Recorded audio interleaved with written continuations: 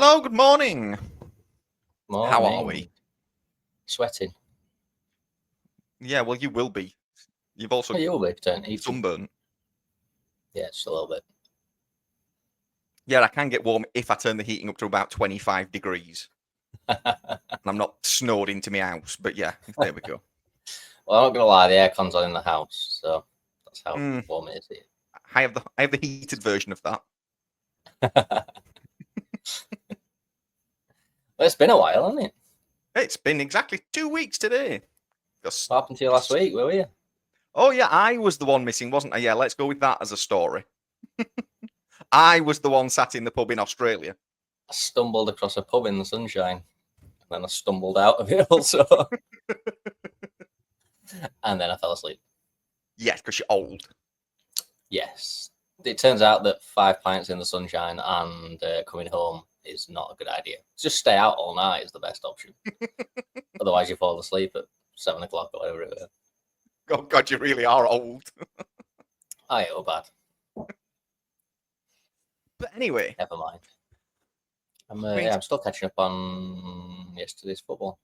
Well, we kind of need to just recap, I suppose, quite quickly what we missed. I'm not even sure where we are, mate, if I'm honest.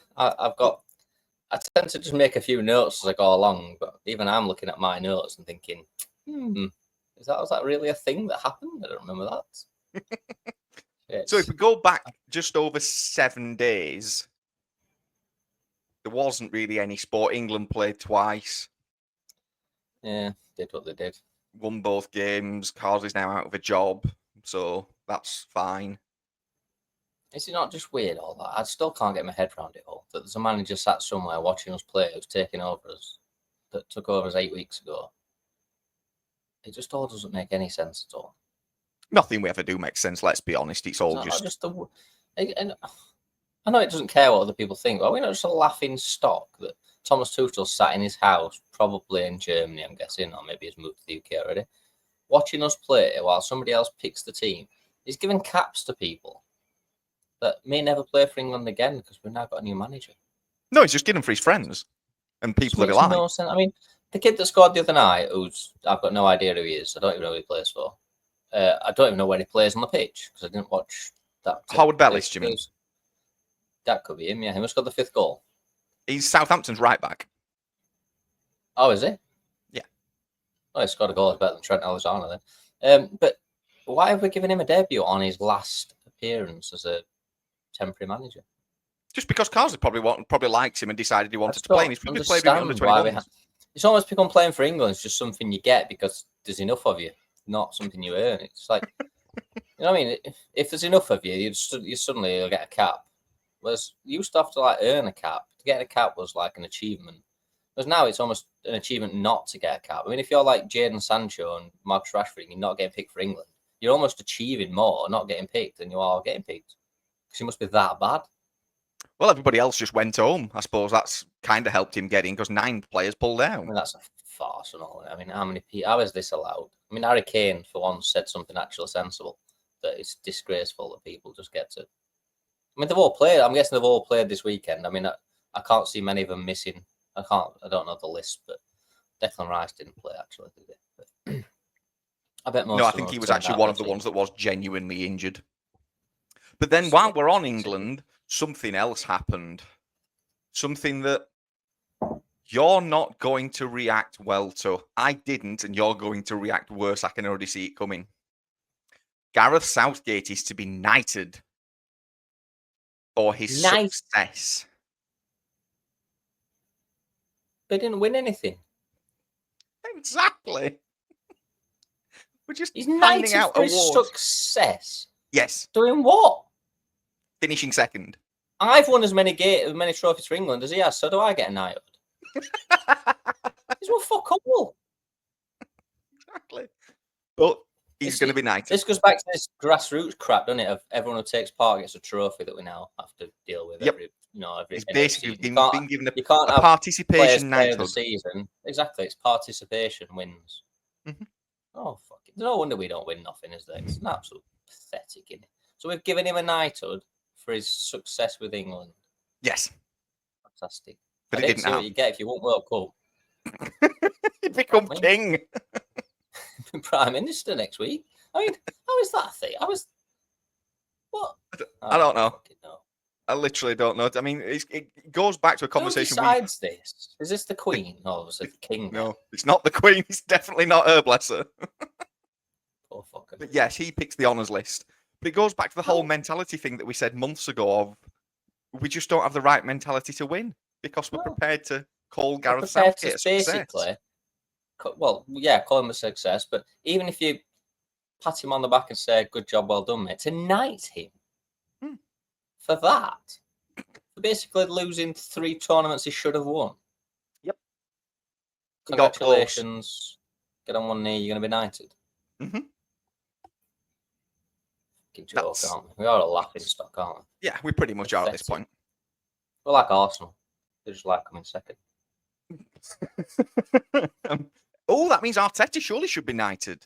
Oh, yeah, definitely knighted. He loses everything that he should win. He wants double knighthood. Can he have an MB and an OBE? They're less than a knighthood, by the way. Are they? The knighthood is the top one. After that, he's basically king, I think. I've made up my own royal ascension, but there we go. Southgate's, I mean, he could get promoted yet. They were going to be Man United manager. Instead, he's going to Southgate will always finish second in any race he's in, so... Yeah. He'll end up being Queen, won't he? No, I didn't know that, and I'm glad I didn't know that, because it'd just ruined my week. Yep, so I just thought I'd ruin your weekend instead with it. Absolute joke. And then the only other thing we really missed last week was... two things from F1, actually. So Monaco's extended its contract for another 7 years to 2031. As bad as Southgate getting a knighthood. Pretty much, yeah. I mean, we've basically just given a long contract to a car park. Good idea. Well done. It's just a money thing, isn't it? Again, it's not done for sport. It's like what they're doing at Champions League now. They're not doing it for the value of the sport. They're doing it for the money that comes in. Well, apparently it's historic and the drivers love it. Yes, but for the rest of us, it's fucking dull. So is World War II. Shall we go and race on beaches in Normandy? Titanic sank. That's historic. Shall we go and race at bottom of ocean? What the fuck's that going to do anything? It's shite. It's just a long run of cars, except for Stroll who can't get round, that just follow each other around a track. Yep. And how many overtakes has there been in the history of Monaco? I bet there's been more on one race this season than there's a history of Monaco. Well, unfortunately for Monaco, it looks even worse this year because, yes, there was a good story of Charles winning, but none of the top 10 changed positions for the whole race. They just literally followed each other. Yeah, the top 10, nobody changed positions the whole race. They all pitted in sequence, and there wasn't even a change of position at that point. So they all just drove around for 2 hours in a line and nobody passed each other. And we're going to do that for another 7 years. Fantastic, isn't it? Absolutely fantastic. And then we've got people saying, well, if you change the cars, that'll make Monaco better, but you don't change a whole formula for one track. If the track's not right, you stop using it. What are they going to do to the cars? Make them half the width so they can get pretty much, yeah. Yeah. I mean, you'd have to take the wheels off, which I know Stroll's good at, and a couple of Williams drivers have been better at. But for me, it's a misguided view anyway, because if you go back to the early 90s, Mansell chased Senna for 2 hours, caught him 6 seconds a lap at one point, and guess what? Didn't pass him because you still couldn't pass him even in small cars. So it's all a fallacy. And people have got this nostalgic, misty-eyed view of Monaco that it's a wonderful place. And yes, Saturday is entertaining. The qualifying is amazing to watch because the skill to drive around that track is unbelievable. Yeah. But as a race, my God, it's the dullest thing on earth. The only thing you could keep Monaco on is if you did it as a timed race and you just let people race in separate areas. It's just absolutely pointless because as a spectacle, it's just dull. It's just for the multi-billionaires. It's not for millionaires anymore, is it? It's for billionaires. Yeah. It's a playground for people. It's not an entertaining race. I mean, to be fair, it's one of the only races of the season I won't watch because I can't see the point of watching it. It's the same. I mean, it's the same an F1 game. I don't even play it. I just skip it because what's the point? I can't. You can occasionally get a good race if it rains, if something ridiculous happens. But if you're relying on the out of the ordinary to happen to make it good, then that surely tells you everything. Yeah. Yeah. Which will bring me nicely onto It's one of the few current tracks that's been there a long time that you would get rid of. Most of the Absolutely. current sort of old school tracks are still one of the best, aren't they? Yes. Your Silverstones and things like that are still the best tracks, but Monaco's the one that you would happily get rid of. Oh, without a doubt, I'd completely get rid of that without even thinking about it twice. I don't see the It's like need. Zhao in it. It's like, Yeah. he's going to Ferrari, isn't he, as a test driver? I don't know what he's going to test. I would test it very fast. I'm not really sure why anybody would employ him to do anything in Formula One. I really don't. Unless the only reason I can think Ferrari might do is they might get some Chinese sponsorship out of it. Not that Ferrari needs sponsorship money, but that's what it might bring. Surely the test driver's got to be the best at his jobs because he's doing a lot of key work, not because he's Chinese. Lance Stroll drives actually on the grid, and you're talking about the best drivers. Oh, yeah. But he's got a rich daddy, hasn't he? Sergio Perez is in one of the best cars on the grid, and you're talking about best drivers. Struggled to get into points again, didn't he, this weekend? Yes. And then the last of the thing we missed from Formula One last week was the new F1 car launch event, which is going to be a thing. So they're all launching on the same day? Yeah, it's a big show in London. Be televised, and they're selling tickets for it. And I won't be going. Funnily enough, neither will I. And funnily enough, I hate everything about this idea. It's a money-making scam to basically launch paint. It won't be the actual cars; they will just be liveries. Which is what's always the thing. They launch basically the liveries, don't they? I mean, people often say Williams have just launched their livery. I'm like, they've launched what? They've launched the colour of the car. Yes. How much did that cost them? Not much. Put the show on. It's just ridiculous, isn't it? But now F1's going to charge everybody to see this spectacle of people launching paint. I mean, they should be made. If they're going to do it, it should be made to put the car on the stand that they're going to race the first race with. So but then they just give all the secrets away and everyone will just have a fallout on it. So yeah. So yes, that was a thing. So I'm not even going to give that much in terms of airtime, breathing time, because I don't like it. I hate everything about it, and I just think it's a money-making scam to bleed F1 fans even more out of the hard-earned cash, which I just don't think is necessary. Same as any other sport, though. They come up with these stupid ideas to make you pay for it. Yep. And I think that was probably a very brief 10-minute wrap-up of what we actually missed last week. So yes, we weren't here, but we've covered it all quite nicely, quite quickly. Yeah. And we move on to the real world and real sport being back. Being back, and Premier League has been absolutely fantastic. Yes. The goals yesterday were fucking unbelievable. Can't even think where to start with them. Well, the two that... Madison's. Well, there's Madison's, but the two that have jumped to my mind instantly are Cunha for Wolves. Both of them goals are unbelievable. Oh, I'm just watching this now, so I don't know. Sorry. And I think I've missed both goals, actually. Unbelievable. Both of his goals are unbelievable. I'm in the second half and it's 1-1, so have I missed his goals? You've missed his first... He scores the first goal, the equaliser, the ball off at top that he controls, brings down and finishes. It's a great goal. I think I can rewind a little bit. While you do that, I shall cover Super 6. So I'll watch his goal. Go on, you run us through how bad you're doing. Have you won I'm just going to call it Super 1 because the first game, Arsenal, Nottingham Forest, 3-0. I predicted 3-0. Yeah. The rest of it's irrelevant, and I'm not. I don't know why the other games even played because they're just all wrong. Oh, it's a nice goal as well. Bearing in mind, I had Man City to win 3-1. That went well. Yeah, I mean, they lost 5 in a row now, aren't they? Yes. And somebody said at least they're only losing away games, but they were definitely at home today, so that's come bad for them. They were bad. They were very bad. They were very, very bad. They created a few chances, which Haaland just keeps smashing them over the bar. I'm not sure who that is. It Savini or Silvino, whatever it's called. Where the fuck this bought him from? I mean, he's just appeared as well. He's absolutely shite. Him. They've got the oldest. Suddenly, the City seem to have got the oldest team in the league. Why is Gundogan and Silva suddenly their heart of their midfield? Because Rodri's injured, and they've apparently got nobody else. Is De Bruyne not available, or I mean, he did I come think on. he's not fully fit right now. I mean, all he did when he came on is try and headbutt somebody from all I could see. He didn't seem to do anything else. But why have City only got Gundogan and Silva, who are both 30 plus? I mean, I know Gundogan's 30 plus. I'm guessing Silva's up there now. They've just got Yeah, no he's gotta be. legs.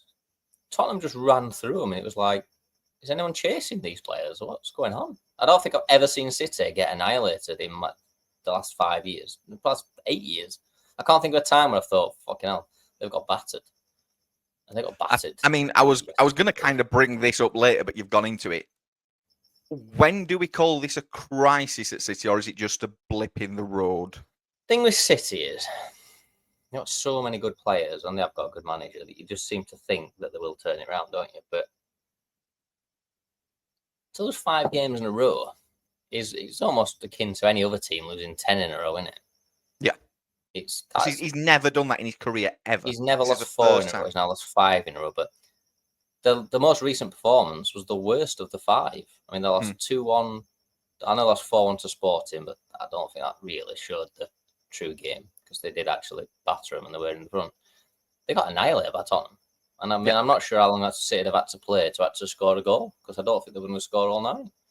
Tottenham were just better than them. And I don't think Tottenham are a particularly great side, but they played the right way and they just smashed them off the park. Did you see San Marino's tweet? No, go on. San Marino tweeted City asking to book in a friendly with them because they think they could beat him.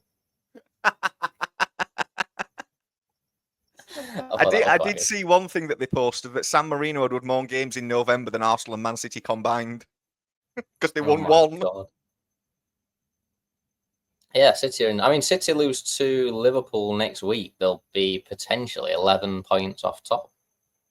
Yeah, depending what Liverpool do this afternoon. And if I got this right, if United were to win the next 2 games, they would only be 2 points ahead of United. Yes, they would, because it's only about 5 now, I think.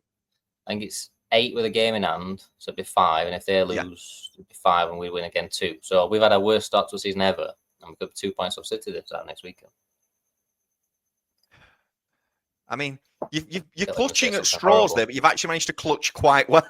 I'll give you that. Yeah, it's there. It's there to be taken. I mean, we've got Ipswich to play and Arsenal, I think. So it could all go wrong. I mean, I've been slagging Arteta off now for the last 4 weeks. So you're going to lose 9-0. He's going to destroy you. Arteta's going to put out some sort of wonder team that's fucking hell. Cunha's second goal. Jesus. Yeah, unbelievable. What? But yeah, going back, I suppose, with Man City, though, this goes back to a point that I kind of got right a few months ago. If Haaland isn't scoring, what does he bring? Nothing, mate. But he never has done, has he? But he's always scored goals. But I said at the very start of the season, if he goes through a spell where he isn't scoring, though, he's carrying a player a little bit. Oh, yeah, because nothing.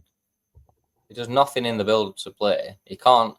If he drops off, he almost looks like he's got 3 left feet. But oh my God, that goal is ridiculous.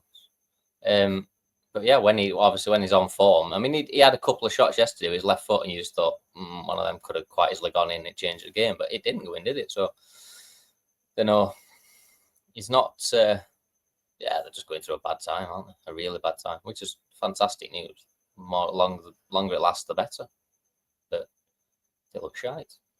The problem the rest of the league's got, though, is one team that was at the top has not fallen to pieces. That's an exaggeration. Having a bad spell. Liverpool are not, though. They're just going to seem to keep rolling on right now. They got Southampton today. Southampton away. They're the and the worst thing about it is Liverpool haven't even looked very good. No. They've looked pretty bang average and just keep winning. So if they turn it on now, it's like, fuck, who's catching that? I mean, what have we got? 4.5 weeks to Christmas. Usually, if you're top at Christmas, you win the league. I know Liverpool are the only team to fail at that one. I mean, if Arsenal have got any ambitions of ever winning this Premier League, these are the sort of seasons you've got to be there, haven't you? Absolutely. You know, I mean, they didn't win it when Leicester won it, which is just pathetic. So, you know, if City aren't going to win it, you need to be there to win it, and Liverpool so far are. Oh, yeah. I mean, Chelsea are only a few points off. Are Chelsea not the same points as a point behind City or same points as City? Chelsea are third now. And they were Cowboys at start, weren't And I predicted them for top 4 at the start of the season. I'm just going to put that out there. It's not over yet. It's not over yet. Just putting it out there. Yeah, they're a point behind City. So I mean, But it's mad, isn't City's goal difference is 5 after 12 games. Yeah. It's ridiculous. How I don't know how one player At seems both to ends. Since Rodgers gone, that's it. But surely they were never a one-man. Surely he can't have been the only thing that was keeping that team together. Every time that he dropped out of the team in the last 2 or 3 seasons, they've always looked a shadow of the former self when he's not played. But they've always managed to be all right, haven't they? They've always managed to, get enough points to get through it, and he's come back. At the minute, they're just, nowhere near where they need to be. And he's not coming back, is it, to help them? Well, not anytime soon, no. That midfield can't carry on. Silva, Gundogan, and whoever that Afro kid is. Is it Bob or Smith or whatever it's called? What's he called? That other kid. It's not Oscar Bob, is it? It's the other one. Lewis? Lewis. I mean, that's not a midfield, that's just 3 random people just stuck into an area pitch. Nobody knew what they were doing. Yeah, they're not brilliant, let's be honest. As a midfield 3, that's no better than middle of the table. They're just, they were well off it. Well off it. But like I say, I thought Tottenham played well. I thought Maddison were class. He'll be England team now. He scored 5 in 9, is it? So he'll begin to call up in March. I don't know, got a new manager in. No one called Germans up, isn't he? Well, if he calls up Musiala, I'm happy. If we can grab him. 1 or 2 of them can come in. Yeah, speaking of him, this is a total sidetrack that wasn't even in my notes. Did you see why Musiala went to play for Germany in the end? Because he likes frogs. No, Jorgi Low at the time guaranteed he would play Euro 2016 or no 2020. So basically, because he guaranteed him he'd start every game, he said, right, I'll go and play for Germany. Otherwise, he would have stuck with England, which is obviously where he should be playing for. But yeah, he guaranteed him the first team, game time, so he decided to play for Germany. Oh, why couldn't England give him first team? I mean, it's not like we win anything. Surely we could have squeezed him in. I think we could have more than squeezed in Musiala. I mean, Jesus Christ, that good that we couldn't fit him in? I mean, well, no, because we've got Jordan Henderson at the time. Exactly. Another one was let slip through the net. Yep. Because I can't even give you a reason as to why we didn't even consider him or at least try to get him to play for England. We just gave it up as a bad job and let him go to Germany. So there we go. So who else has played this weekend? Who else has played so far? Fulham lost to Wolves, obviously. It was 3-1. I just seen the 4? I feel like it ended 4-1. How did Everton and Brentford finish? Was that 0-0? What was one of the worst games of football ever? It did involve Everton, so it weren't going to be great, would it? Although Brentford are decent. Brentford are decent, but then one of their players decided to try and chop Pickford in half at the kneecaps. Which everybody weirdly is saying isn't a red card, and I can't figure out why. I did see it. It's knee high. He's knee high on goalkeeper. Like, it's accidental. It doesn't matter. He's knee high on the goalkeeper. Yeah, you're knee high on. I can't.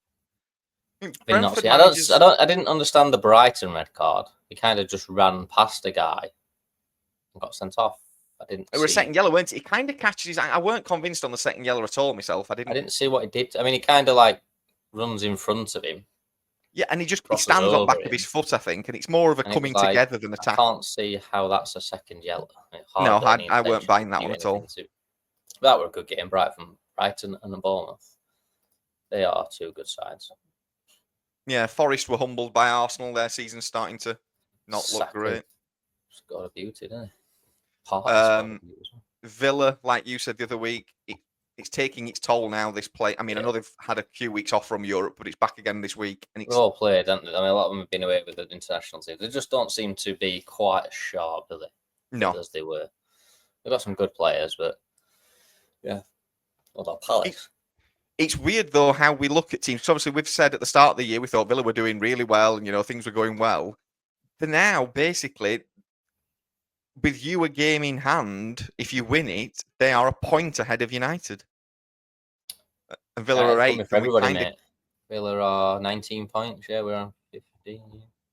Petering out a little bit for a minute. And Forest still ahead of me. yeah, Forest. Yeah, Forest will drop away though. We know they will. Forest will drop away definitely. They're just a shot in the pan, aren't they? But yeah. I think Villa will struggle now. Yeah, I mean Fulham have dropped away a bit. They were having a decent start to season, but they're now mid-table. Southampton are the only ones that look done for at this point because Wolves have picked up a couple of decent results recently, so they look less certain for Ipswich relegation. could get 3 points yet today, couldn't they? Oh, could happen. Oh, could fucking happen. God, I don't even know what to think. While you've brought that up, let's discuss Amorim. First game. What do we expect, or what do you expect? He'll go 3-4-3 definitely. I think he'll play 2 defenders at wing back. It sounds like Luke Shaw's not fit to play, so shock horror. No, I'll shock everybody that does listen to this, the all 38 people. But yeah, Malacia will play left wing back, I think. And then he'll play Dalot at right wing back. He'll play 3 centre halves. He'll play. Do you have 3 centre halves that are fit? Well, supposedly now that the new manager's coming, everybody's fit. Oh, okay. Ironic, really, isn't it? Because we've not had a full strength squad for 14, 15 months. And everybody's fit for today. How? Including Luke Shaw, who says he can play an hour. Which is if you can play an hour, you can play 90 minutes. You can't say you're fit for an hour. You're either fit or you're not. Yeah, so everybody seems to be fit. So he'll play 2 in midfield. He'll play 2 fullbacks at wing back. And then he'll play a narrow 3 up front. It sounds like Rashford will play at the point up front. It sounds like he'll be the striker. And I'm guessing it's going to be something like Bruno and Ahmad behind.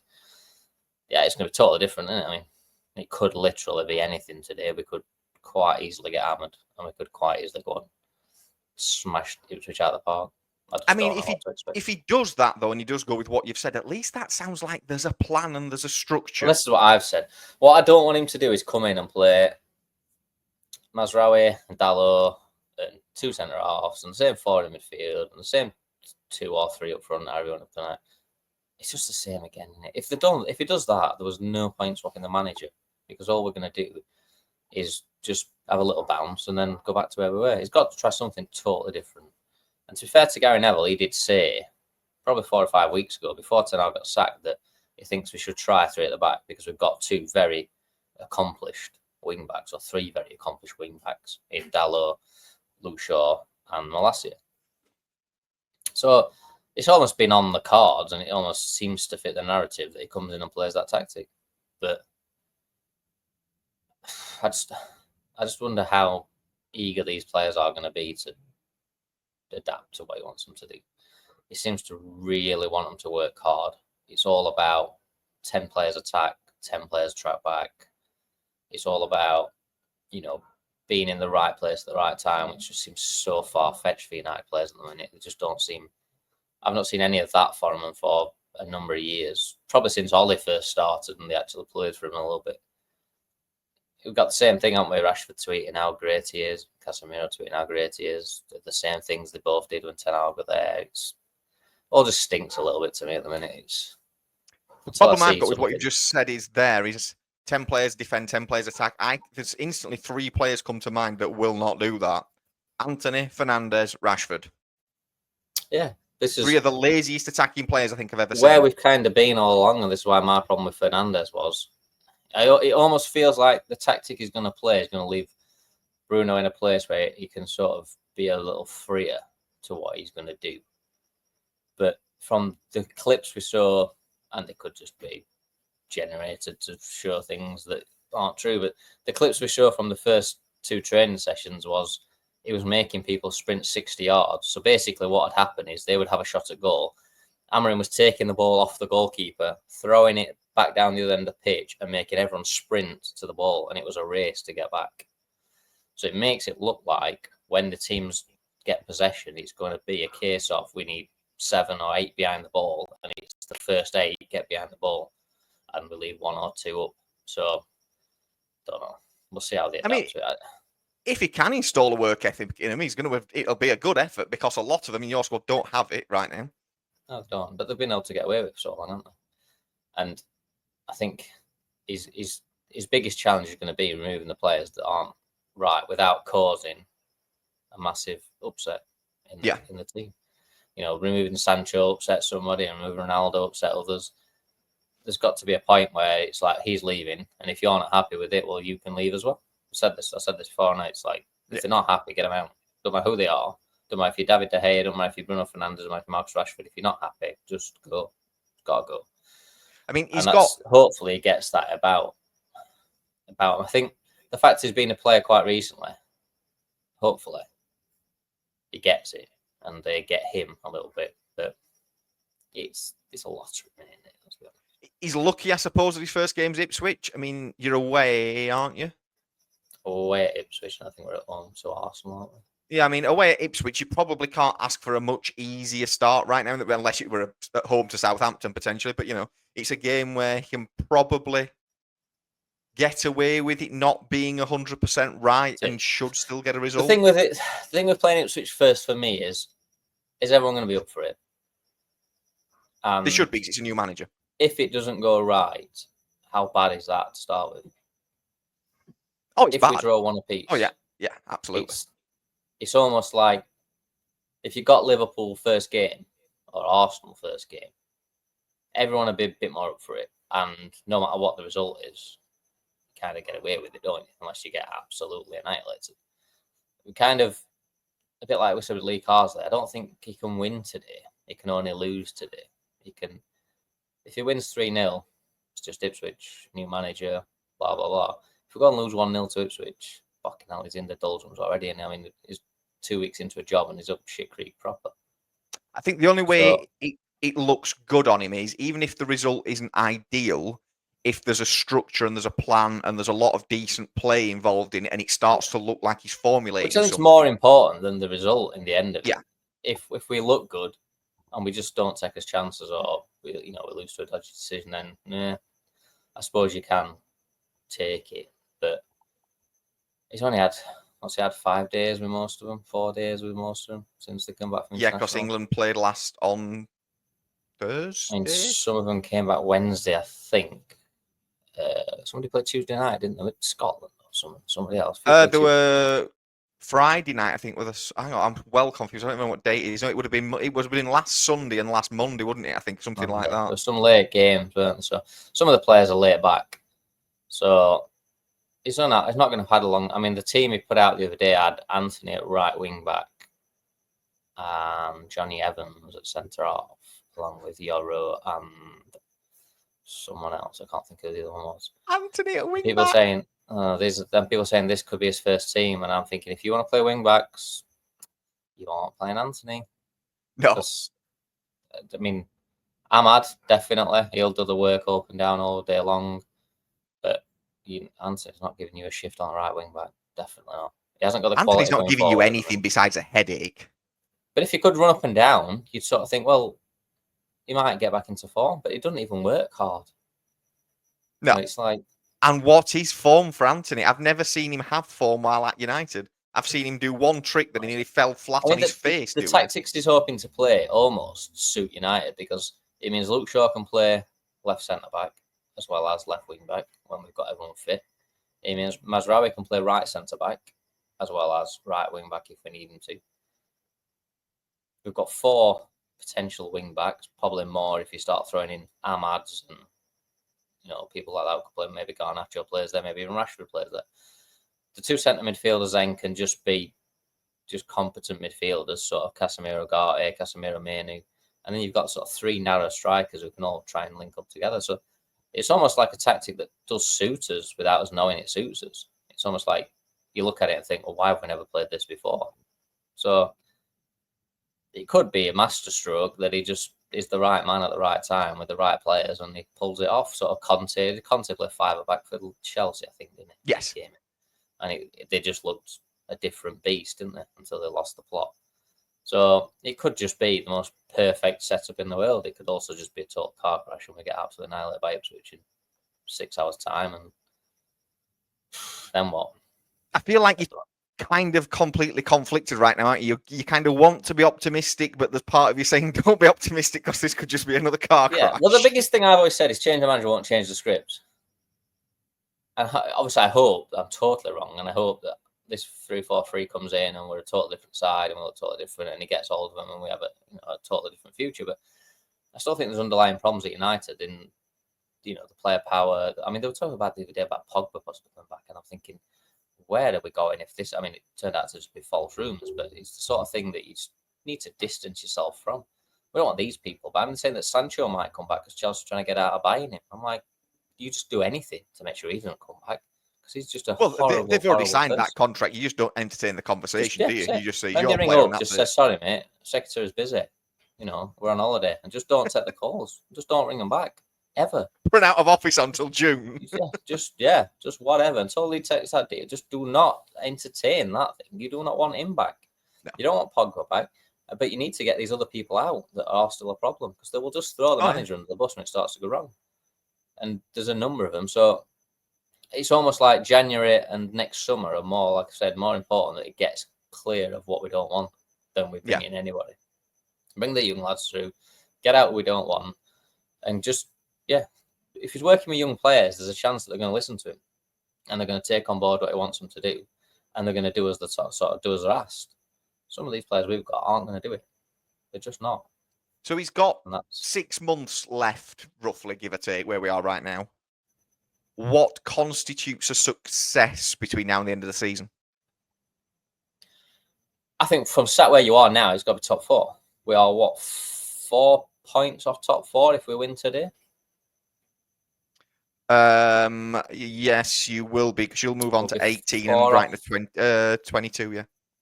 So we're 22 Arsenal, 22 Chelsea, 23 City, 22.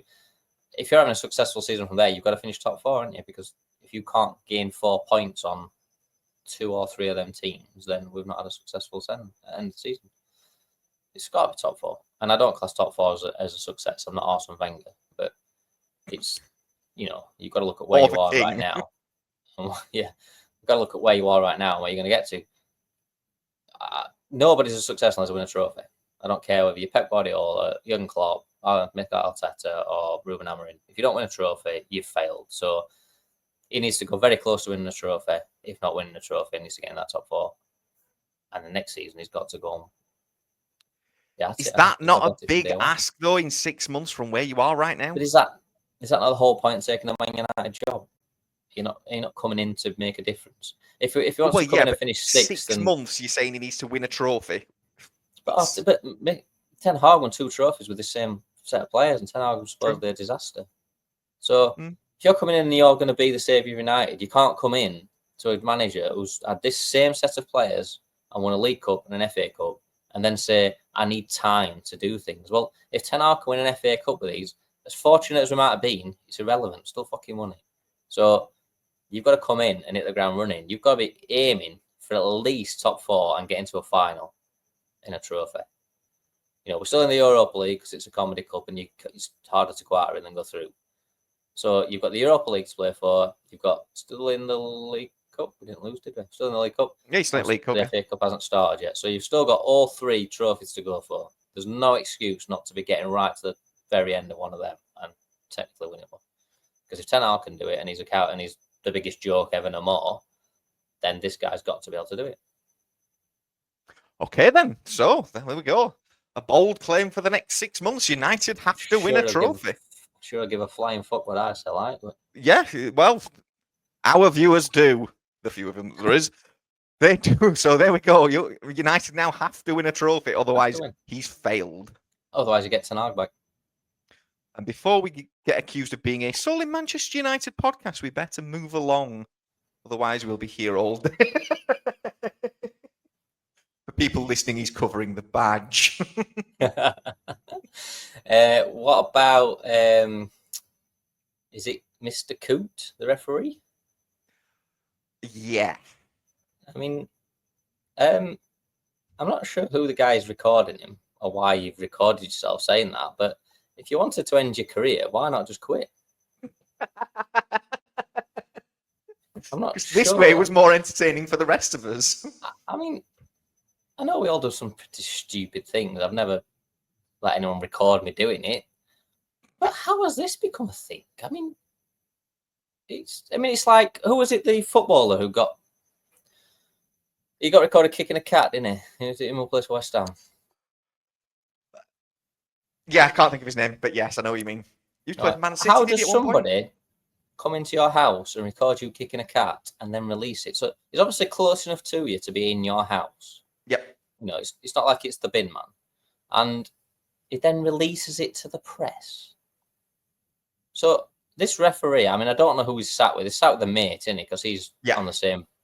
Who's the guy recording him, and how has he possibly released this to the media? The bigger question Put is, yourself in that position. It dates back to COVID, so the guy's held on to it for about 3.5 years. I mean, can I just say, everything he said is true. Well, a lot of what he said is his own opinion. It's just how his opinion makes him look. Yeah, I agree with him. Jurgen Klopp is a piece of shit, but I'm not going to get cancelled or lose my job for it. He is. You can't say it when you're a current referee, can you? I mean, that's just madness. But the thing is, though, all of these conversations with referees and their mates will happen every day, week in, week out. There will be clubs that each referee doesn't like. You all say things in your life that you just hope never gets back to the person you say it about. Yes. But I tend to don't say it while there's a camera in my face. Yeah. There's a camera in your face right now. But yeah, I mean, he's never going to referee in this country again. Whether I agree with that or not is kind of by the by. No, I don't think he should lose his job over it, if I'm honest. But I think the thing you said about Jurgen Klopp is kind of irrelevant because Jurgen Klopp's not there no more. If Jurgen Klopp was there, I think it's a totally different point, because you're talking about someone that you're going to come up against possibly next week, the week after. The point, I don't know if it was Jamie Carragher that made it, saying that you can take him off Liverpool games, but he would still have an influence, wouldn't he? Because he could give a decision to Everton, he could give a decision to Arsenal or Man City, which would then influence the title in a different way. So you've always got to say, I mean, you could be on VAR for an Arsenal game and give a stupid decision like they do. So he is compromised, definitely. So I'm not sure he should lose his job. Maybe he has to go to the Championship and referee there. Maybe he has to go abroad and referee. Somebody will take him, won't they? You know, Serie A will take him, or, you know, they have anybody in Serie A, don't they? They'll have to shoot each other and still be a referee. So that's irrelevant. So somebody will take him. I think he's just put himself in a position where he's compromised himself that badly. He can't referee in hardly any games in the Premier League because it's going to have an influence on Liverpool.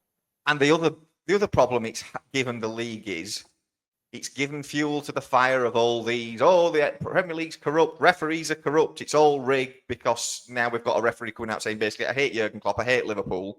I mean, luckily, he never went as far to say as he would throw a game or anything. He didn't say anything ridiculous. If you're a football fan and you genuinely believe that this doesn't go on, then you're a bigger moron than the referee that said it. If you don't believe that referees don't come off a pitch and say, I can't stand that fucking manager.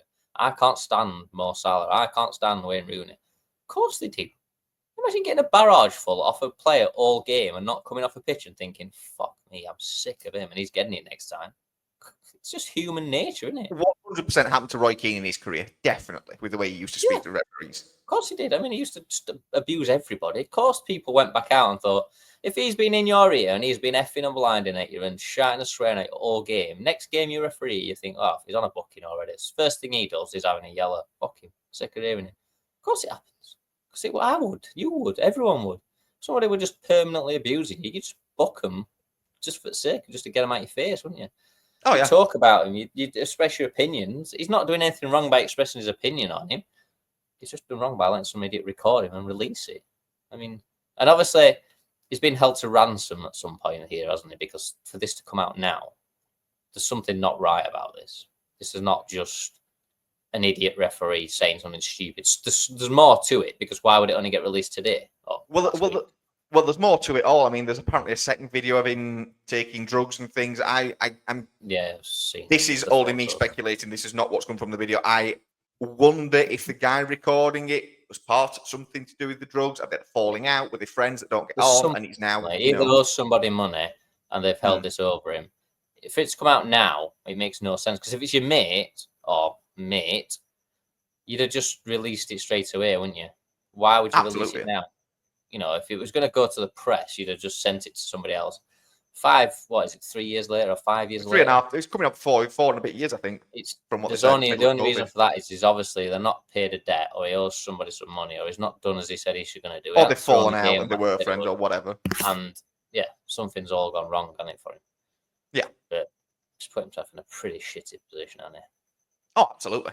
And like I say, Premier League career is probably done now. I don't really see a way back from it. Have they suspended him till end of season, I think, right now, is it? I mean, I've got to, haven't they? I mean, there'll be more to it. They're going to have to do an investigation, aren't they? Because I'm guessing when he says his side of the story, it'll all come out that there was more to it, won't it? There isn't really a side of the story. He basically said he hates Jurgen Klopp and Liverpool. I mean, that's it. There isn't any more context to put to it than that. So I don't really see a way around it for him. Like I said, I totally agree with him. You're not allowed to say it. The fact of the matter is, I haven't got to referee Arsenal versus Chelsea on Sunday, so it doesn't matter to me, does it? Yeah, good job, because you'd be on floor after 5 minutes. Dying. They'd be on floor. Send them all off. Yeah, I'm not sure what he's. He's got himself in a bit of a bad spot there, hasn't he? Yeah, he's done in this country, definitely, or at the top level of this country anyway. It's just not a good look for referees in general, more than anything. No, I totally agree. He is suited. So today, the race under the lights. We did in Las Vegas. One thing that I did catch, and I don't know if you watched. Did you watch the start before the start? Did you watch the national anthem? No, because I literally got up 4 minutes before the start. It was 6 a.m. in England. I mean, if you get a chance to go back and watch them sing the national anthem. So Boyz II Men sang the American national anthem. When I say sang, that's a bit of a long. There was 3 men stood there, basically crying, singing that. It was the worst. I've never heard a group of men be so out of tune in my life. I was in the kitchen. I had to come outside. I thought, what the hell is this? I thought there was 3 kids singing it. It's an actual boy band. Fucking, they've paid them to want to sing that. Honestly, the most out of tune thing I've ever heard. It's like they never sang together ever. Well, they probably haven't done in 20 years, 30 years. You're not telling me from Las Vegas there's not somebody that can actually sing that could have sang national anthem. Fucking hell. There's usually quite a people in Las Vegas as well performing at some point. Jesus Christ, it were a right shower. So yeah, it's all over. Did lead into a quite reasonably interesting race, I thought. Yeah, I don't think it's a bad track, is it? I think the long straight helps. I don't think it's not the worst track of its type. It's street racing type, is it? It's not the worst track in the world. I don't like everything that goes on around it, if I'm completely honest. I think it's, as it would be, it's over the top. Was it not a total farce at the start? Because the track's always open to the public, isn't it? So there's a lot of litter about. The dust was horrendous. It's almost like it's the greatest show on earth, but it turned out to be just I mean, last year was a total farce because the thing came up, didn't it? The storm drain or whatever it was. And then it ran on too late, so they kicked all the fans out because it was too late in the day. This year, it just looked like you were racing in desert. It just looked like the most unorganised. I know they're doing it on the main strip and they've got to have it open, but if you're going to take the race, do you not just have to sacrifice 2 days of a year and make You would have thought so, wouldn't you, if you're going to do it properly? I mean, the dust on that first practice was just fucking horrendous. It was honestly, it was like you were racing Dakar, not Formula One. It were, a bit of a, I don't know, just looked like a bit of an half-arsed effort. It's like we've got the race, but we don't really want to commit to it because we still need to keep people going up and down the street. I mean, sure, there must be a way that can get around. The thing is, though, the reason why they probably won't is because they're not that committed to it. Because this race is funded by Formula One. This isn't Las Vegas funding it. This is Formula One doing this race. They wanted the race in Las Vegas. So this is a fully funded Formula One event. This is not too many questions for this podcast because I think we'll run on for 4 days. But why?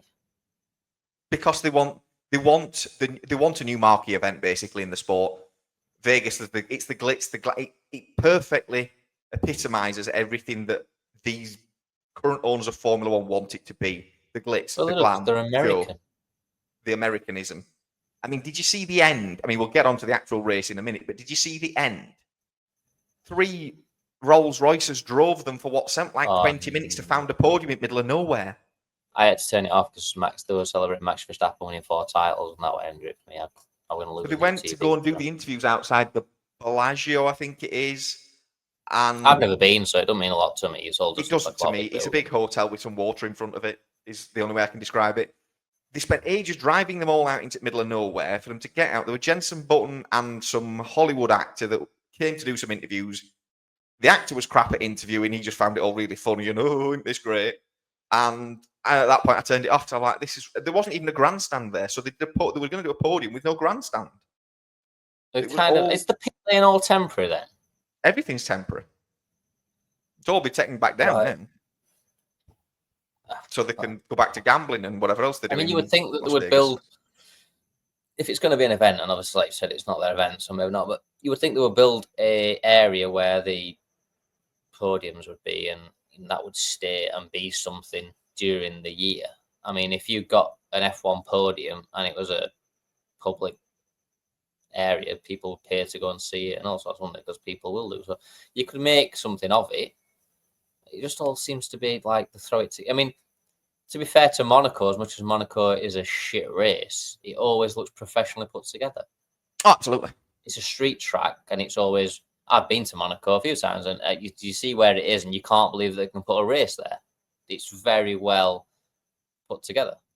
Yeah, because they properly close it off and do it right. Done right. It's closed off, 2 or 3 weeks before, and that just seemed like literally at the 11th hour, they thought, oh shit, I've got a race on here tomorrow. Right, sent road sweep around and closed that road off. And then we'll just chuck some cars on. And cars went on, and it was like, oh, has anyone cleaned this track? Has anyone, done anything to this track at all? I mean, George Russell's got a bag hanging off the side of his car. You can't see for dust. It's like, is this really what we want to watch? Do you know what would help them? If we went to actual racetracks instead of. It's funny that because there's about 1 billion of them in the world that no one's ever used, and you could just go to them. I mean, what happened to like Portimao? We went there during COVID. I mean, that were a great race. Why do we have to go to these stupid racetracks that aren't tracks? Even if you just look within Europe, which I know they don't like doing right now, but you've got Hockenheim, you've got Istanbul, you've got Mugello, you've got Portimao. Catalonia is going to go because we're going into the middle of Madrid for no apparent reason. There's the Nürburgring. There's street track. So many race. Yes. Is the London street track still happening? Thank God, no. That's been canned off a while ago. They kept talking about it for years and then they never did it. But yeah, we're going to the middle of Madrid for Spain now. And we've always said, haven't we, that the best races are still on the old school tracks with track, gravel, fast corners, good straights. I mean, why is the DRS zone in Vegas 2/3 of the way down the straight? Because otherwise it'd be too powerful. If you did it at the top of that straight, it'd be a motorway. Is that not just a bad design of the track then? I mean, it just seems pointless to have a DRS zone so far down the straight. Or why not have the DRS zone at the start and then shut it off partly down the straight? So at least it just seems the wrong way around to me. It just seems like you don't need the DRS by the time you come to pass them because you've been that far behind them and you've already started to overtake them. It's like, oh, the DRS opens. It's like, well, it just seems a stupid idea that it's not there when you need it or when you expect it to be. Is it the same at that other track that's got a long straight? That's Baku. Baku's part way along. Yeah, they shortened it as well again this year. So yeah, it seems to be that far away. It just seems so far down the Vegas straight. You just see a rear wing open, and it's like we've been going for 5-6 seconds in a straight line. Yeah, they'll play about with that year on year. They won't now because obviously we're doing away with it in 26. But next year they might shorten it, they might lengthen it. If they thought overtaking was too easy, they'll bring it in a bit. Doing away with what? DRS. Are we? I say we. Obviously I'm not part of this discussion because I didn't know. But you wouldn't have been. This predates us doing these recordings. But basically, the 2026 regulations have done away with DRS. So we're going to have what we call active aero now instead of DRS. Right. So what happens there? Is that like where you just chop your wing off like Red Bull? All the wings will move when you're driving. Oh my God. It's got Y mode and Z mode. It's all very crap. I can't lie. I don't like any all of it. these people that have now started watching Formula One because of Drive to Survive are literally not going to have a fucking clue what's happening, are they? Nope. And I've watched it for 30 plus years and I'm totally lost by this. People who've been watching it 3 years or just getting into it are now totally baffled, aren't they? So basically, what will happen is in the straights, the front and rear wings will kind of do the thing that the complaint that McLaren are doing now, basically. Move a lot. Yeah, that's going to be what they're actually designed to do. And then they'll go into a more upright position in the corners. I don't fully get it. There's also going to be some boost mode, which is going to be like, if you remember Kerr's way back in the mid 2000s. It's not Need for Speed. It's going to be push to pass style IndyCar kind of thing, but they've not really decided yet. It's funnily enough. I mean, they do realise they've only got one season left to get this right. I mean, this time next year it needs to all be in place. Well, by March, people will be building cars, so they need to be decided before then. So the FIA are not the most prominent have been on time and bringing things in at the right time, are they? No, but he's stamped out swearing, and that's all that matters. So don't worry about the cars or the racing, as long as people don't swear. You can swear, you just got to pay. This is what people can to miss. Pay You're allowed to swear, you just have to pay. Yeah. He's not stopping you swearing, he just charges you for doing it. And if you're a Formula One driver earning millions of pounds a week, saying fuck once a week's not going to ruin the bank, is it? So no, but it will annoy the. If I were them, I'd just keep swearing. Every corner. I mean, just every time you go into press conference, just walk in and go fuck, and just see what happens. I mean, how many times are going to find you in a week? Oh, they could have like a championship table of swearing fans and see who can get. If they all did it, if they all just walked in and the first thing they said in the interview was "fuck," they'd just be like, "Oh, we're gonna have to change this, aren't we?" Because they just make a mockery of it. It's ridiculous, isn't it? Fining people for swearing. But yes, so News doing it next. Max is a 4-time world champion. I would say, I think he won this months ago. He won this in the first 7 races, didn't he? Because he's sort of. I mean, many parts of the media have bigged up a title fight. Lando's coming. Lando, it's not. And I kept saying it, and I kept saying it, and I kept saying it. It was never a title fight. The thing that helped Max was that so many cars became good at the same time, or became better at the same time. So the same time McLaren found their mojo, Mercedes managed to pull a car out of the bag every 5 or 6 races that could compete. Ferrari seemed to stumble across not pitting cars, so that meant they could compete. And then random things like weather, just it always seemed like somebody else. I mean, have they said this first season that 7 drivers have won more than 1 race? Did they say? I think they said. Well, yeah, because both Mercedes, both McLarens, both Ferraris, and Max have won multiple races this season. There's only Perez who hasn't won anything in the top teams. And obviously, Perez doesn't drive one of the good cars, does he? No, he drives a tractor. He is a tractor driver, that moron. Where did he finish? 10th? Do you know what? I don't know. I think he actually might have got up to 9th in the end. But in a car that drove from 10th to 2nd, and Perez couldn't even catch. I mean, he struggled to pass most of passes and stuff. I mean, he did do one good overtake towards the end. He passed both. I think he passed a Haas and a junior Red Bull car. So that, he did all right there. But he did finish 10th. Yeah, he ended, but 63 seconds off the lead. Off of George Russell as well. And we're not even talking about one of the best cars on the track. I mean, obviously this weekend Mercedes got it right, but I mean, he finished 63 seconds off a Mercedes, not off Max. Yeah. If that had been Max in his pomp at the front, it'd have been lapped, wouldn't it? I mean, confident, easily. To be fair, I mean, Max starts 5th, Perez starts 17th, so there's quite a gap between them. But by the end, even to his teammate, it's 47 seconds. It's not like Max had a clear track at any point and was driving away from everybody. Max was fighting his way through the field. He was getting overtaken by 2 Ferraris. He got overtaken by Hamilton. It's not like Max was on it and out front and finished 63 seconds in front of him. He technically finished 63 seconds behind George Russell and the Mercedes, which for 90% of the season has been an absolute bag of shit, hasn't it? I don't understand that car. I literally do well, not. obviously they don't. Then how good were they this weekend? But it's just like every so often it turns up and this car just goes, "Oh, I'm good." Somebody said the other day, and I laughed at it at the time, that they're only good on tracks where it's cold. Yes, they are. And I tweeted them back, and obviously I need to delete that tweet quickly because they actually got one this weekend. Fucking cold. Shut up, you moron. It's the born. It's not from England. I mean, they just like driving it cold. And it turns out that they do. And if you look Belgium, at the results of Britain, the season, they only like it when it's cold. they won 2 at Spa. It wasn't warm at Spa. They won at Silverstone. It wasn't warm there. Vegas, it was probably close to snowing.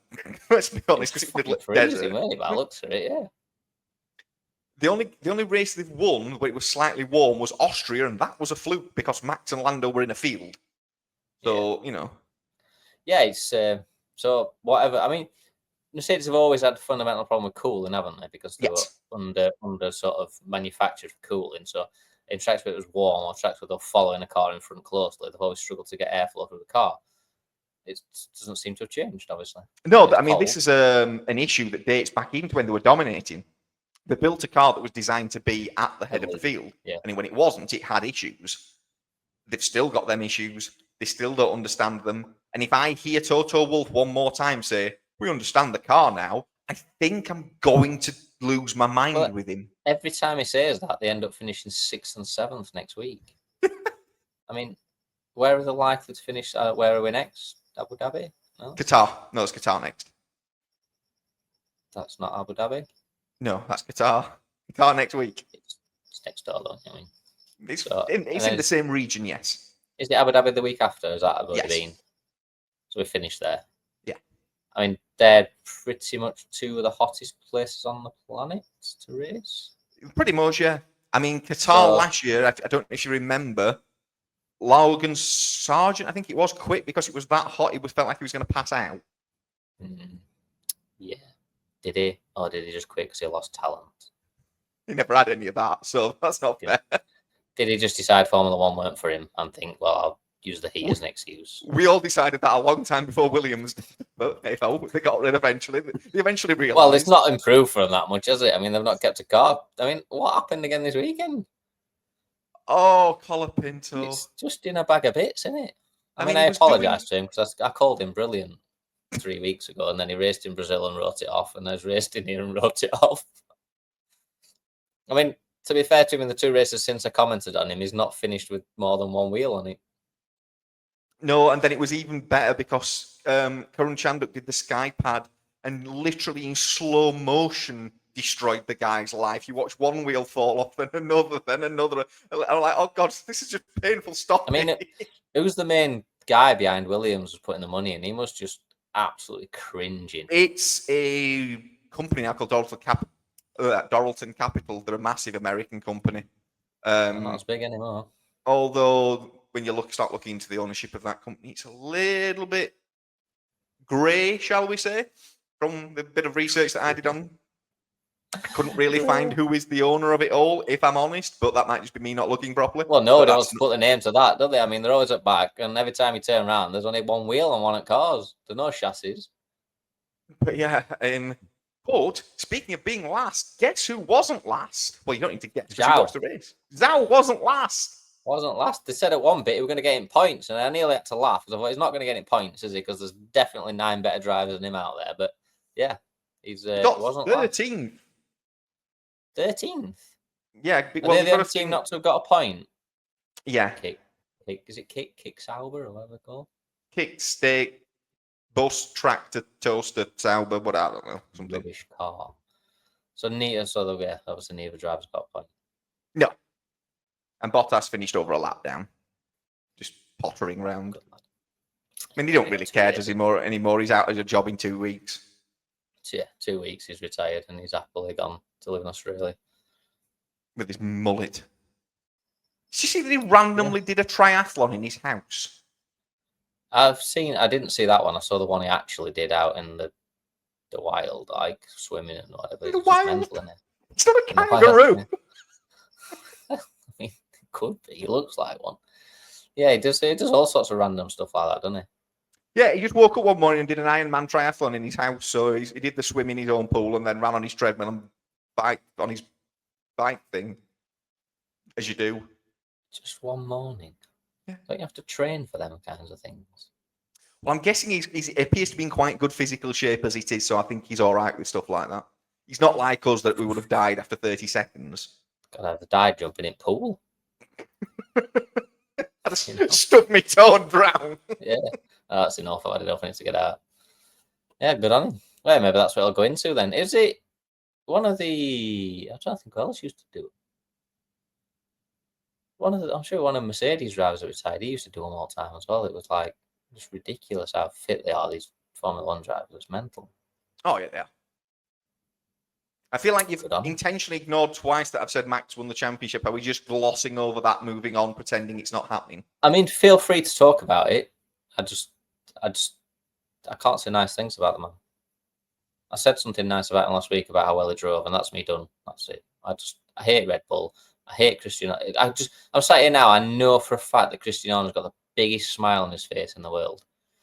He'll be having the most expensive sandwiches because he's allowed to, because his budget stretches to him. And it just pains me that the guy wins with what he says and how he cheats and everything he comes out. I just can't deal with it. It's just, yeah. Congratulations, Max. There you go. That's our tribute to your championship. Hope you don't win it next year, you twat. I mean, I was going to say to you, has this season not been one of the best we've seen for a long time? Yes, absolutely. It started off and it was not as good as the other 4 or 5 years, but I think since Miami, was it Miami when they started? Well, Miami is where Lando won his first race and McLaren got a competitive car, yeah. I think since then it's been, I would say, possibly the best season. Every weekend it's been a guess as to who's going to be at the front, who's going to win. If we could have started the season in Miami, I mean, I'm guessing Max would still be at the front. It'd be very, very tight at this point. Very close. If this is how we go into next season, wow, then just, bring it on, because it's going to be unbelievable. And I think you then look at it and say, well, best driver wins, don't they? Well, you would. I mean, I can't see much changing in the cars between now and 25 because it's the last year of a set of regulations. Can't see much developing now. So you're going to have basically between Red Bull, Ferrari, and McLaren, they'll be the quickest 3 teams interchanging depending on track conditions. Mercedes will turn up if it's ever below 20 degrees on a given weekend, or it's Spain because they like Spain. They'll do random things. Just a girl got an holiday apartment there. Yeah, there'll be a random reason why Mercedes do well one weekend. Obviously, you've got Lewis will be in Ferrari. Sainz will be crashing a Williams because that's what happens. We'll have a English representative in 3 of the top 4 teams. We'll have Lando in the McLaren. We'll have Lewis in a Ferrari. We'll have George in a Mercedes. I can't remember who's. Yeah, so none of the others are English, are they? Because the new Mercedes driver's not. No, Italian, and then Red Bull are Mexican and Dutch.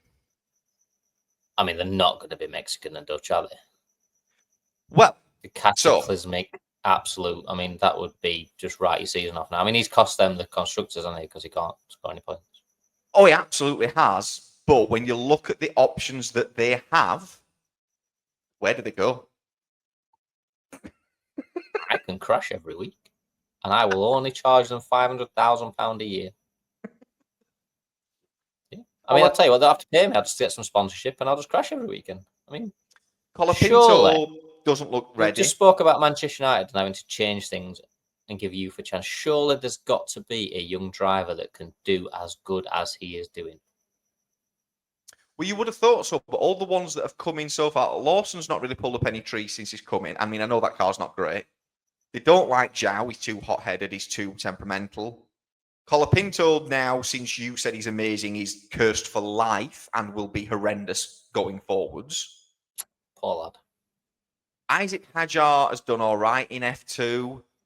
Bortoletto, who's leading the championship, has signed elsewhere. So I don't really know what options they've got besides stick with the Taco man. Come on, they can't stick with him. I mean, fuck, there's got to. I mean, just stick anyone in RF2. I mean, fucking anybody. There's got to be most somebody. Most of them are in contracts with other teams, aren't they? So they're going to start buying them out, and there's a lot of things involved in it. I just don't know where Red Bull go right now. I mean, I don't care. I hope they do stick him back in because he's a bag of spanners, isn't he? I mean, he'll just write they've their got the season biggest off for pool him, of drivers going across all the series, but yet they don't seem to be able to find a second driver to just stick in that car and just be reliable. decent. I mean, even if you'd expect them to be 3, 4, 5 tenths a lap off Max, give or take. He's seconds. We're talking nearly seconds a lap that Perez is losing. Perez has not even excelled at the tracks where he normally excels this season, has he? No. There's always been Perez style tracks. Some of the street tracks have been suited to him. He's even struggled there. So, well, he did well in fundamentally Baku, didn't he? Until he stuck Leclerc or Sainz, whichever one it was, in a wall. Yeah, but I mean, you're only doing well if you actually get to the end of the race, aren't you? It's no good doing well for 2/3 of it. It's like he should be knighted. He did well for some of it. Yeah, he's done. Basically, he's the Gareth Southgate of Formula One. And there's a comparison I never expected, but there we go. Does all right for a bit. Wins for call, but end of the day, crashes and burns. So I mean, yeah, stick with him for me. The less I see Christian Horner smile, the better. He's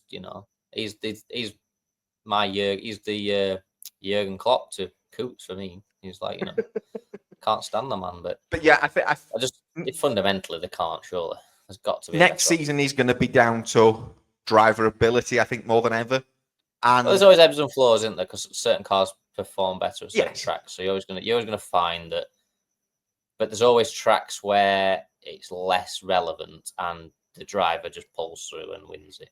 And I think if we're at a stage with next year where it is more driver oriented for the majority of the season, if we get to that stage, I still think Max wins because I still think he's the best driver on the grid.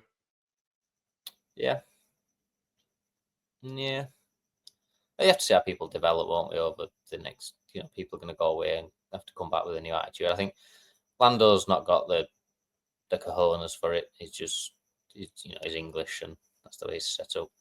We also praised Oscar Piastri, and he's gone backwards quite a lot. He's done well since I praised him. Yeah, I mean, he's absolutely done fuck all since I praised him. I said he was the best driver on the grid, and he'll win the championship next season if they had the best car. And he can't even. I mean, he's just shy now. And what's happened? I mean, Lando 3 stopped and beat him today. It's just, I mean, he did stop for the fastest lap. Did he get the fastest lap? Because I had to turn it off at the end. Yeah, he did. And thank God that's gone next year. Yeah, like I said, I think the same with George Russell. I think is a nice little driver, tidy driver. But do you ever look at him and think, yeah, he's got that edge to go and win a title? You just look at him and think, oh, he's just too happy, too smiley, too friendly to everybody. You just don't see him going into the final lap of a season up against Max and thinking, do or die, I'll take everything to win it. He just won't. No, and I don't think there's many on the grid right now that do have that. I think it's literally Max, and potentially Lewis will get some fight back if that car's good next year. I think Lewis has got the ability to win it and fight for it. If he's got the car under him to be competitive, then he'll be the biggest threat to Max. I think the same with. I mean, I think Leclerc's very similar in that sense. He's a bit too. I don't know. Just seems to turn up one week and not turn up the next. The best drivers have been the young ones, and they've all tailed off. I've always had doubts on Leclerc. I just don't think he's got it to be the. It's just it can be masterful one week, and you just watch him drive and think, wow, and then the next week you just think, he just looks so not at the races. You don't win a title by turning up 8 races out of 16. You've got to be there every race and just dragging. The amount of times you watch a Max or when Lewis were win a race and just think he didn't have the best car this weekend. The strategy went wrong, but he won. And that's happened so many times when you win the title. It's like winning at football, isn't it? You just have a bad day, you get a man sent off, but you still got a line you into one. These lads don't seem to do it. You just don't see. George only wins when it's a perfect race weekend for him. When it's just everything goes perfect. Lando seems a bit that way. When the chips go down, he's got something to do. He's got to come back from 6th or 8th. You just don't see Lando coming from 10th to winning without having clearly the fastest car on the track. So that's something that they've all got to work on to be able to compete with him at the minute. If he weren't there, then the season would be wide open. Inside 4 months of getting to February next year and of starting all over again to do this. No, you're probably right, but it does click for some people. Just clicks for some people, doesn't it? I mean, I tend to think it's never going to click. So if you don't come into Formula One with that right attitude, I don't think you ever get it. You can get fortunate, and Nico Rosberg won a world title. I mean, the guy's a moron. So anyone can win a world title, but if it goes right for you in the right car, right, Jensen Button won one. I mean, fucking hell, he won first 4 races. I don't think he won a race after that, did he? He just landed in the right space at the right time. So it could happen that McLaren just set off. I mean, Red Bull didn't really this season, haven't they? They've won 7 of the first 8, and they didn't win one for 10 races. But they had the best driver on the grid that dragged that car into the best position he could every weekend, and nobody else seems to do that. I mean, if Max is not in that Red Bull this year, that Red Bull doesn't win a Drivers' World Championship. No, I mean it's not even in the top. It probably falls behind Mercedes. In the well, yeah, because I mean Perez will finish behind Mercedes in the driver's standings now. Yeah. So if that driver lineup was for me now. Perez and Lawson, they're nowhere. No. The biggest problem for next season is there somebody? Can somebody step up and take the challenge to him and mean it? And it's sad because, like I said, they've got 3 Brits right at the front, but I just don't see any of them. I don't look at any of them anymore. Hamilton's probably 2 years too late. 2021 was probably his last real great season, and he's going to be in 2025 next. Has Lando or George really got enough to challenge Max week in, week out? No, I genuinely don't think they do. I don't think so. I'm not. Don't think they are. Russell even less so than Lando. Like you said, Russell tends to win when everything is just as it needs to be, and he'll pump in the laps. Say he's a good driver. He's obviously a great driver to drive in Formula One. You put him out front in a car that's competitive, he'll do you. He'll do you a solid job all day long. You throw him in. You put him on 5th on the grid in a bang average car and ask him to go and get top 2. He ain't going to do it, is he? He's not. No, but I suppose unfortunately, we're in an unfortunate time that there's only ever been a handful of drivers on the grid that could ever do that. Your Alonso's, your Schumachers, your Hamiltons, your Verstappens. If Verstappen wasn't there right now, you'd have a great fight because the drivers that you've got are of a similar caliber, of a similar style, of a similar nature that would all That's compete kind of very not well. what Formula One's about, though, is it? It's kind of about the elite of the elite, isn't it? And yeah, Max is that elite, whereas these other guys just aren't. No. And whether Piastri or someone like that can be, I think Piastri's got more about him than the rest. When you look at the way he goes about his business considering it's his first season, you look at him and think there's definitely something more there in him than there is in the others. He just seems to have a bit more of an arrogance, a bit more of a confidence about him.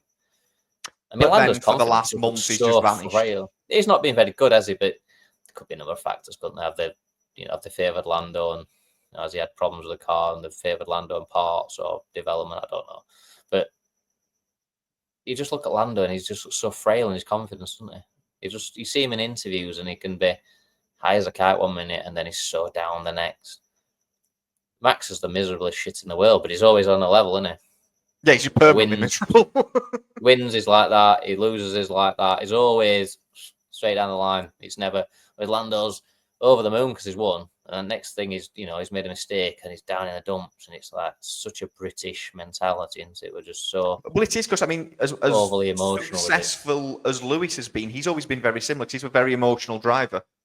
Yeah, Lewis is. I've said it, Anna. Once Lewis leaves the track, yeah, you see Lewis on social media or in interviews off the track. I can't stand listening to him. He's torrid to listen to. Just a great driver. We just need somebody that's going to take it to it. And like I say, it just feels such a shame that we've got 3 British drivers now, and you feel like none of them can do it. No, and I said next year for me, as long as Red Bull's car is where it is right now, and I said I don't expect things to change. I think Max becomes a 5-time world champion. I really do. I don't see how anybody stops him. It comes down to straight fight, unless, like I said, somebody really steps up over the summer, winter, whatever you want to call it.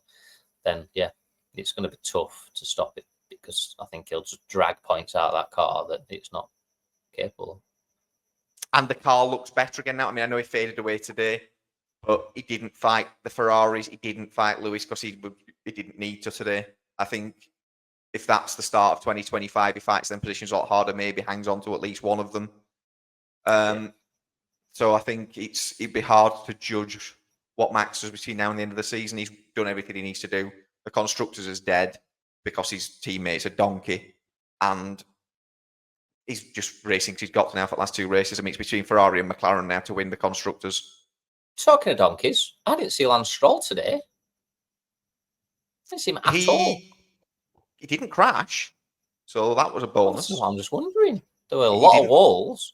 He didn't find any I gravel. didn't see him crash all weekend. Any, but I mean, to be fair to him, actually, yeah, he didn't find any gravel, and he was surrounded by desert. So that's quite impressive for Lance Stroll that he didn't. And he didn't hit a wall. He didn't bend anything. He did finish 84 seconds off the lead, down in 15th place. 84 seconds. Where did Alonso finish? Alonso finished 11th in the end because Perez passed him towards the end. 84 seconds. Good old Stroll. I mean, but to be fair, though, I mean, we're talking about Red Bull just briefly again. Lawson, he finished a minute and a half behind the lead. He finished 70 odd seconds behind Max. I know he's in a worse car, but it's not exactly a great job advert, is it? Look at me. I'm terrible. Another one. Tsunoda finished 9th. Just saying. Well, they keep talking about him, don't they? But they don't seem to. He'll never get a job at Red Bull. They don't like him. He's too outspoken. He's too outspoken. He's too hot-headed.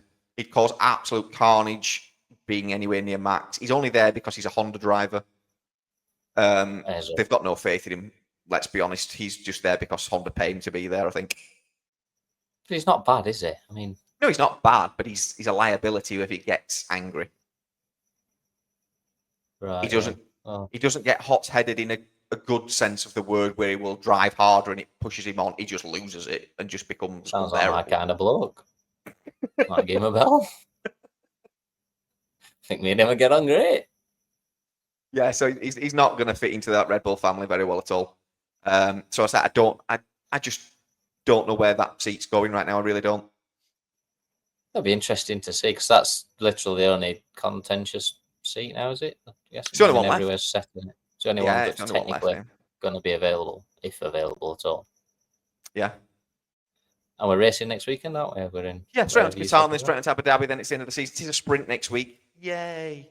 Oh, I thought they were all finished. No, a sprint. So we've got a sprint weekend, which means absolutely nothing because the championship's decided. I'm glad it was ended today, though, because I can't be doing with it being won again on a Saturday in a sprint in Qatar. Did you see, just when you said that, did you see Fred Vasseur's comment when they said about Ferrari qualifying where they're qualifying, and somebody said, yeah, but your car's a lot better on a Sunday. And I went, yeah, that's great, but we're racing on Saturday. Like, shut up. That shut there down, didn't it?